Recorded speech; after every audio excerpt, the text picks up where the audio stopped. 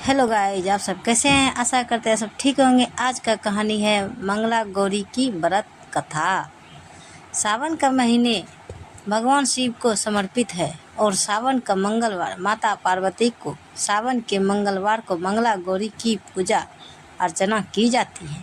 मान्यताओं के अनुसार इस दिन व्रत रखने से मनोकामना जल्दी पूरी हो जाती है।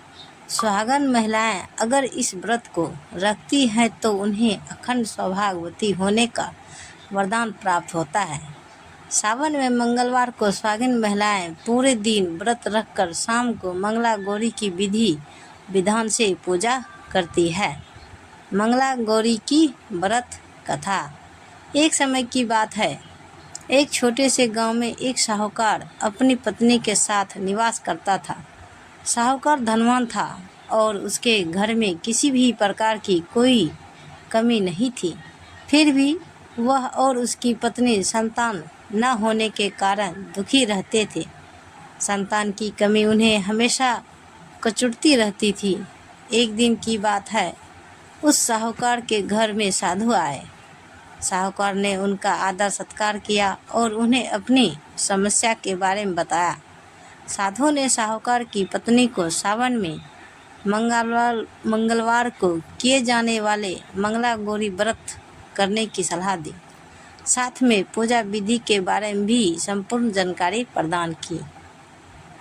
इसके बाद साहूकार की पत्नी ने सावन माह के पहले मंगलवार से ही गौरी मंगला का पूजन व्रत रखना शुरू कर दिया। अब वह हर मंगलवार को विधि पूर्वक व्रत और पूजा पाठ करने लगी।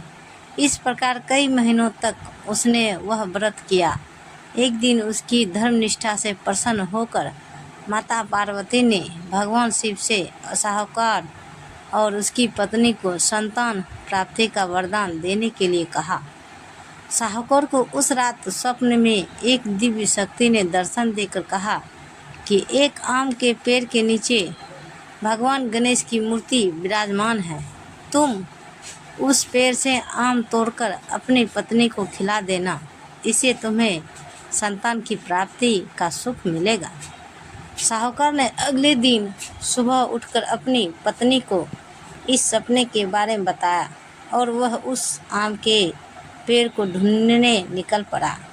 काफ़ी समय तक ढूंढने के बाद आखिरकार साहूकार को वह आम का पेड़ मिला जहाँ भगवान गणेश की मूर्ति विराजमान थी। उसने आम तोड़ने के लिए उस पेड़ पर पत्थर मारना शुरू कर दिया। पत्थर फेंकने से एक आम तो टूटकर नीचे गिर गया, लेकिन गलती से एक पत्थर जाकर भगवान गणेश की प्रतिमा को लग गया। इससे भगवान गणेश क्रोधित हो गए और उन्होंने प्रकट होकर उस साहूकार को श्राप देते हुए कहा कि हे स्वार्थी मनुष्य, तूने अपने स्वार्थ के कारण मुझे चोट पहुंचाई है। तुझे माँ पार्वती की कृपा से संतान की प्राप्ति तो होगी, लेकिन उसकी मृत्यु 21 वर्ष की आयु में ही हो जाएगी। यह सुनकर साहूकार बहुत घबरा गया और वापस घर चला गया। उसने वह फल अपनी पत्नी को खिला दिया और किसी को भी इस घटना के बारे में नहीं बताया। कुछ समय पश्चात भगवान शिव और माता पार्वती के आशीर्वाद से साहूकार और उसके पत्नी को पुत्र की प्राप्ति हुई।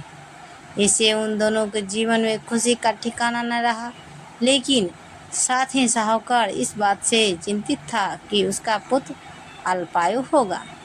देखते ही देखते वह बालक 20 वर्ष हो गए और व्यापार में अपने पिता का हाथ बटाने लगा। एक दिन घर लौटते समय साहूकार पेड़ की छांव में तालाब किनारे बैठकर अपने पुत्र के साथ भोजन करने लगा।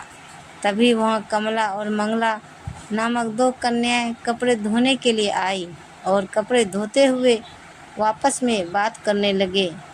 कमला ने मंगला से कहा कि मैंने इस सावन मास में प्रत्येक मंगलवार को मंगला गौरी व्रत रखने का निश्चय किया है। तुम भी माँ पार्वती को समर्पित यह व्रत अवश्य करना। इससे माता पार्वती प्रसन्न होती है और आप पर उनकी कृपा दृष्टि बनी रहती है।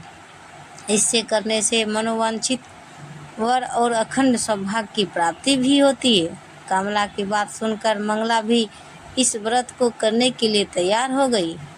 दूसरी ओर साहूकार ने दोनों कन्याओं के बीच यह पूरा संवाद सुन लिया और उसने अपने मन में यह सोचा कि यह कन्या मंगला गौरी व्रत को करती है, इससे इसे अखंड सौभाग्य की प्राप्ति होगी।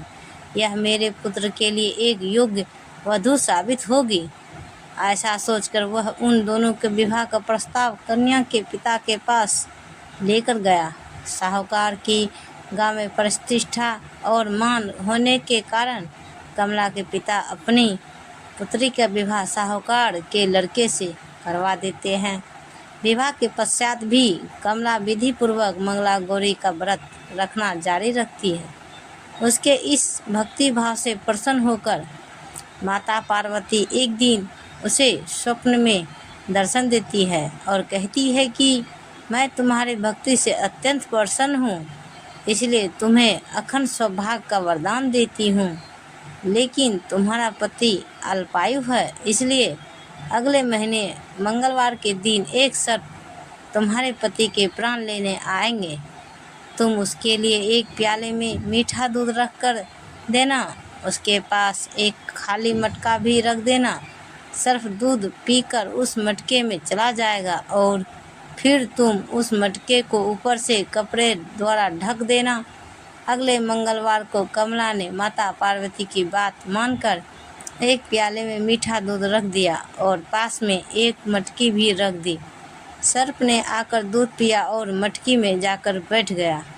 कमला ने उस मटकी पर कपड़ा बांधकर उसे जंगल में रख दिया। माता पार्वती की कृपा से कमला के पति के प्राण बच गए। इस प्रकार मंगला गौरी व्रत के पुण्य फल और से साहूकार का पुत्र श्राप मुक्त हो गया। जब कमला ने घर में सबको इस चमत्कार के बारे में बताया तो सभी आश्चर्यचकित रह गए। इसके बाद साहूकार और उसकी पत्नी ने अपने पुत्र और पुत्र वधू को आशीर्वाद दिया और पूरा परिवार सुख पूर्वक जीवन व्यतीत करने लगा। हर हर महादेव। ऐसे ही वीडियो देखने के लिए हमारे चैनल को सब्सक्राइब करें और वीडियो को लाइक ज़रूर करें। धन्यवाद। तो गाइज मिलते हैं अगले वीडियो के साथ, तब तक बाय बाय गाइज।